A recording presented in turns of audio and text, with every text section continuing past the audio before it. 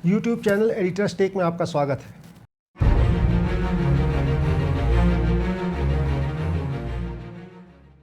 पाकिस्तान तालिबान के वहाँ अफ़गानिस्तान पे काबिज़ हो जाने पे जो खुश हो रहा है वो बहुत बड़ी गलतफहमी में है। वो ये सोच रहा है कि इससे सिर्फ इंडिया का नुकसान है। वो चूँकि तालिबान को सपोर्ट करता रहा है और अभी भी कर रहा था इस युद्ध में, तो तालिबान वहाँ आ जाएगा तो उसके लिए अच्छा होगा।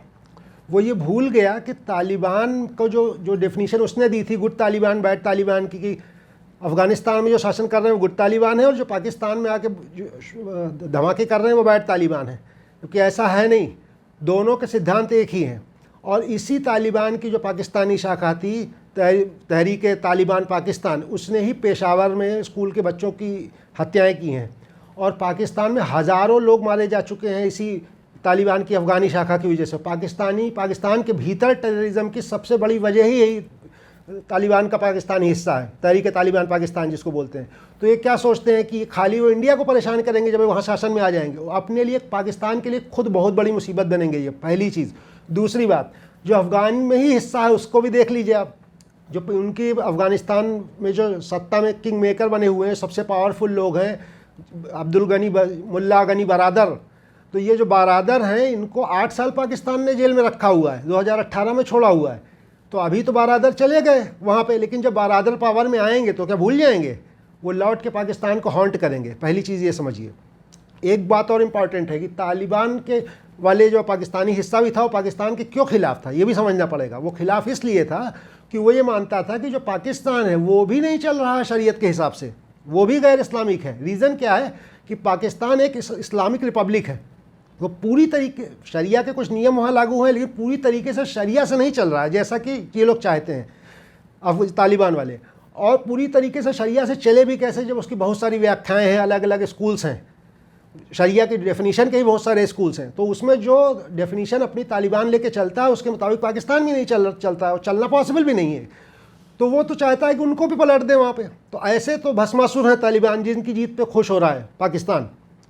और इस बात को ये बहुत अच्छी तरीके से समझना पड़ेगा। इनफैक्ट सभी मुस्लिम देशों को भी ये सोचना पड़ेगा कि पूरी दुनिया में जहाँ जहाँ मुस्लिम बाहुल्य देश हैं वहाँ जो शासन है उसको भी ये बात समझना पड़ेगा कि तालिबान की जीत से कोई बड़ी खुशी की बात उनके लिए नहीं है, क्योंकि उनकी शासन व्यवस्था को नहीं स्वीकार करते हैं।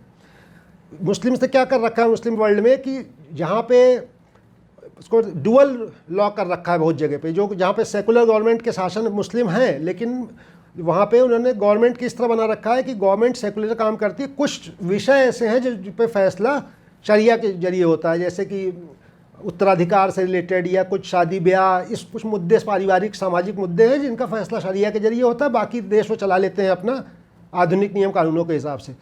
इस तरह से बहुत सारे देश चल रहे हैं और अलग अलग देशों में, अफ्रीका के देशों में अलग हिसाब किताब है और मिडिल ईस्ट के देशों में अलग हिसाब किताब है।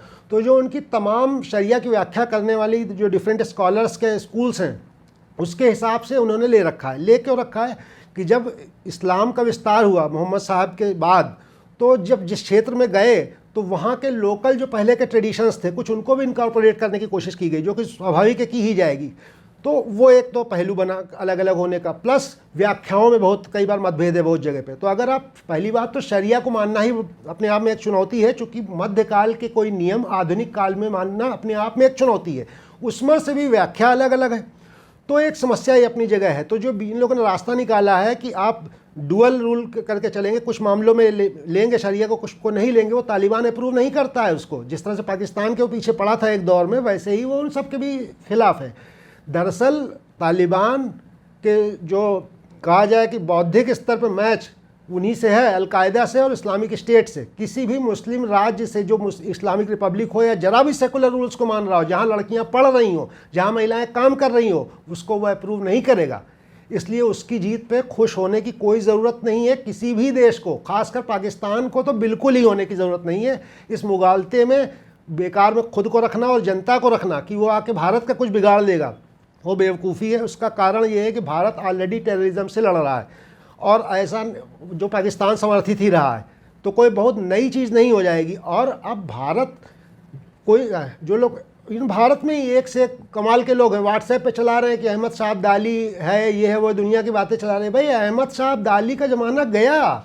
अब भारत एक मजबूत और यूनाइटेड देश है। अहमद शाह अब्दाली जब आए थे तो उनसे लड़ने मराठों को जाना पड़ा था, क्योंकि मुग़ल साम्राज्य ख़त्म हो गया था, लगभग पतित था पूरी तरीके से।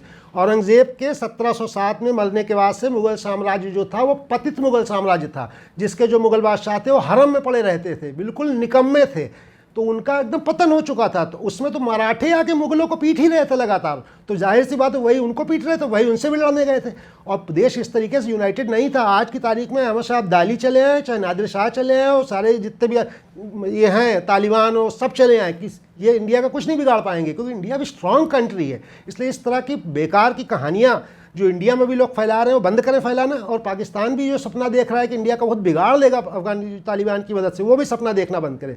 बस सिर्फ इतना होगा कि जो जैश ए मोहम्मद और लश्कर तैयबा के लोग उसके साथ मिलकर लड़ रहे थे उनको वो सपोर्ट कर सकता है, इससे ज़्यादा वो थोड़ा बहुत कोशिश कर सकते हैं कि कुछ घटनाएं बढ़ जाएंगी। वरना आप देखें तो पिछले कुछ सालों में तो इस तरह घटनाएं भी इंडिया में बहुत कम हो गई। आतंकवादी घटनाएं कहाँ हुई हैं, उसके आप जो बम विस्फोट हुआ था पुलवामा वाला, उसके बाद कहाँ कोई इस तरह घटना हुई है। तो काफ़ी हद तक इंडिया ने चीज़ों को चेक कर रखा है। तो इंडिया की बुराई सोच के पाकिस्तान वाले अगर खुश हो रहे हैं तो पहले अपने आप को देखें, वो तो बच भी ना पाएंगे वहाँ उनसे। तो पाकिस्तान एक बार फिर आत्मघाती सोच का शिकार है।